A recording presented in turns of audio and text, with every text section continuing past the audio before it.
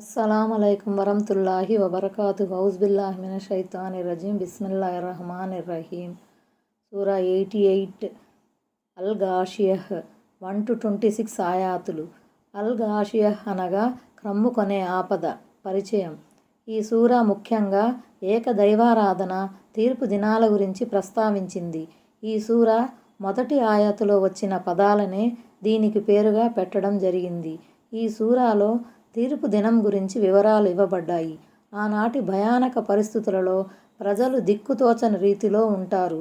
ఈ సూరాలో దుర్మార్గునికి సన్మార్గునికి మధ్య భేదాన్ని గురించి సోదాహరణంగా వ్యవహరించడం జరిగింది. అవిశ్వాసులు బగబగలాడే అగ్నిలోకి ప్రవేశిస్తారు, తీవ్రమైన పరాభవానికి గురవుతారు. వారి ముఖాలు క్రిందికి వేలాడుతుంటాయి.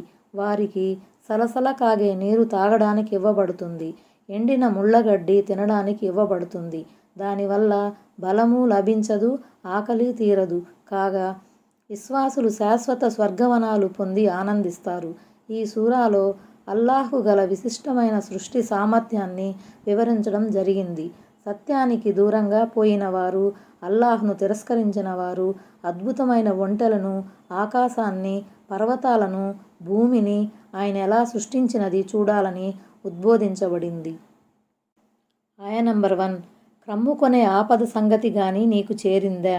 కొన్ని ఉల్లేఖనాల ప్రకారం దైవ ప్రవక్త సల్లల్లాహు అలైహి వసల్లం జుమ్మా నమాజు సందర్భంగా జుమ్మా సూరాతో పాటు అల్ గాషియహ్ సూరా కూడా పారాయణం చేసేవారు. గాషియహ్ ఆవరించేది అంటే ప్రళయం అని భావం. దాని భీతావహ స్థితి ప్రాణులందరిపై క్రమ్ముకుంటుంది. ఆయ నంబర్ 2.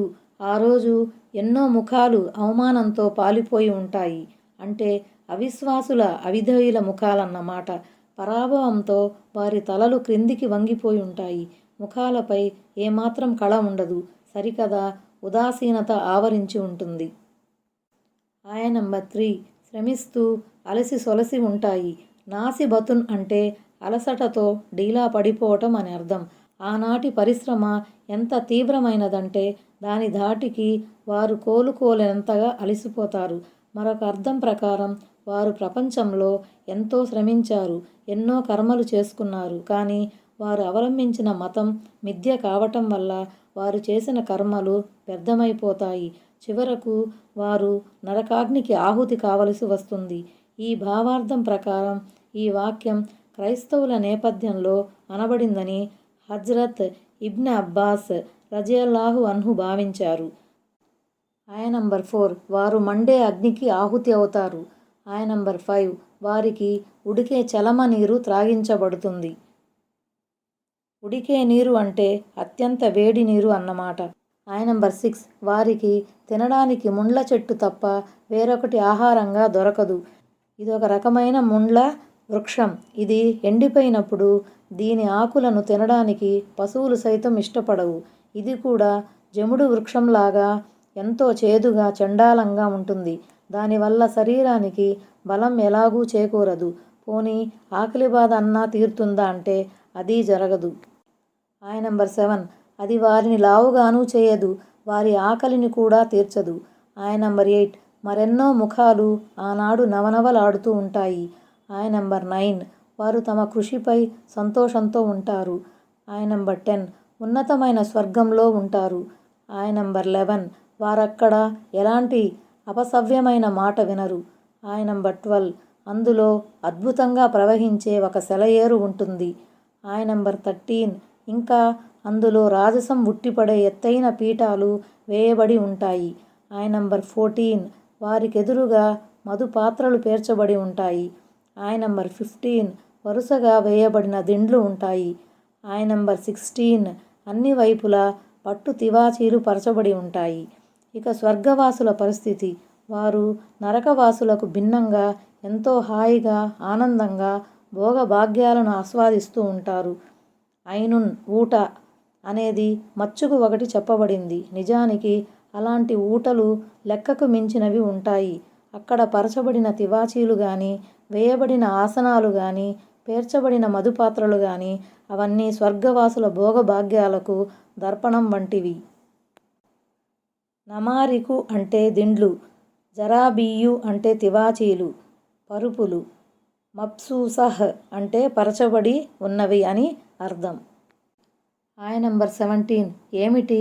ఒంటెలు ఎలా సృష్టించబడ్డాయో వారు చూడటం లేదా? ఒంటె అరేబియాలో సుప్రసిద్ధ పశువు. అది వారి ఎడారి ఓడ. దానిపై వారు సుదీర్ఘ ప్రయాణాలు చేస్తారు. అందుకే దేవుడు ఇక్కడ ఒంటెను ప్రస్తావించి దాని సృష్టిపై యోచన చెయ్యమని పిలుపు ఇచ్చాడు. చూడండి, దేవుడు మీకు ఎంత గొప్ప ఉనికిని స్వాధీనం చేశాడో.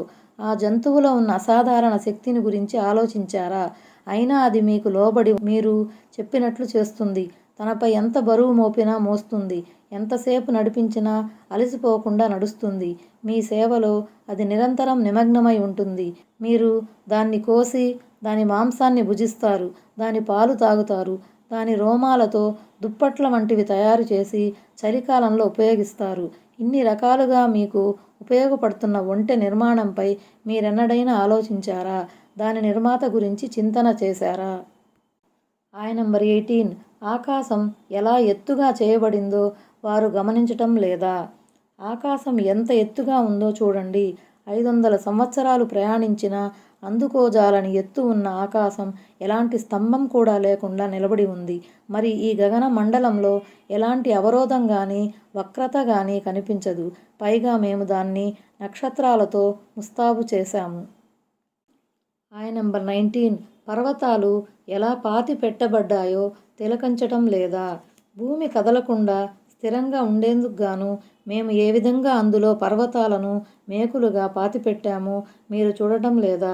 మరి ఆ భూమి లోపల ఉన్న ఖనిజ సంపద ద్వారా, చమురు సంపద ద్వారా మీరు పొందుతున్న ప్రయోజనం కూడా గమనించదగినదే కదా. ఆయా నంబర్ 20. భూమి ఎలా విశాలంగా పరచబడి ఉన్నదో వారు వీక్షించటం లేదా? అంటే ఏ విధంగా నేల విస్తృతంగా పరచబడిందో, మరి ఏ విధంగా మీ మనుగడకు అనుకూలంగా చేయబడిందో ఆలోచించండి. దానిపై మీరు ప్రయాణిస్తున్నారు, నిర్మాణాలు చేపడుతున్నారు, వ్యవసాయం, వర్తకం చేస్తున్నారు. ఆయా నంబర్ 21. కనుక ఓ ప్రవక్త, నీవు మాత్రం బోధపరుస్తూ ఉండు. నీవు హితబోధ చేసేవాడివి మాత్రమే. అంటే ఉపదేశించడం, ధర్మ ప్రచారం చేయటం వరకే నీ పని. అంతకు మించి నీ మీద వేరే బాధ్యత లేదు. ఆయా నంబర్ 22. నీవు వారిపై కావలివాడివి కావు.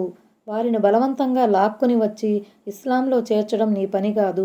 ఈ ఆయతు హిజ్రత్కు పూర్వం అవతరించినదని, హిజ్రత్ తర్వాత ఈ ఆదేశం రద్దుపరచబడినదని కొంతమంది భావిస్తున్నారు. ఆయా నంబర్ 23. అయితే విముఖత చూపి తిరస్కరించిన వాణ్ణి.